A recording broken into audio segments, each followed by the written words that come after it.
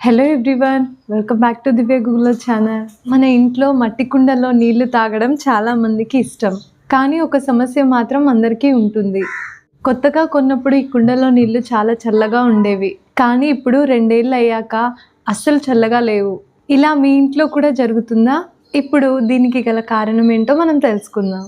మట్టి కుండలో చిన్న చిన్న రంధ్రాలు ఉంటాయి. ఆ రంధ్రాల వల్ల నీళ్లు బయటికి ఆవిరై సహజంగా నీళ్లు చల్లబడతాయి. రోజులు గడిచే కొద్దీ మట్టి పొరలు, ఉప్పు మరకలు, అలాగే డస్ట్ ఈ రంధ్రాలను మూసేస్తాయి. అందువల్ల కూలింగ్ అనేది చాలా తగ్గిపోతుంది.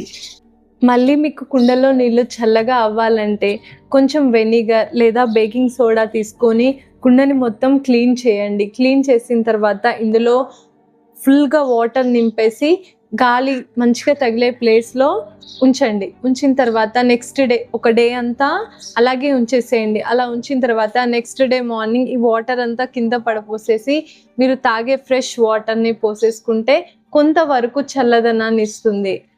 ఒకవేళ మీది చాలా పాత కుండ అయితే మాత్రం కొత్త కుండ తీసుకోవడం బెస్ట్. ఎందుకంటే మొత్తం కంప్లీట్గా అందులో ఉన్న రంధ్రాలు క్లోజ్ అయిపోతాయి. ఒకవేళ ఒక సంవత్సరం లేదా 2 సంవత్సరాలు అయితే మాత్రం ఆ రీతిగా నేను చెప్పిన రీతిగా క్లీన్ చేసుకుంటే కొంతవరకు చల్లదనాన్ని ఇస్తుంది.